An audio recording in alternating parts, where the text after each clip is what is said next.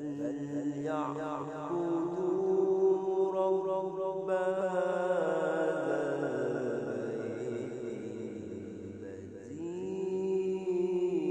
أطعمهم من جوع وآمنهم من خوف.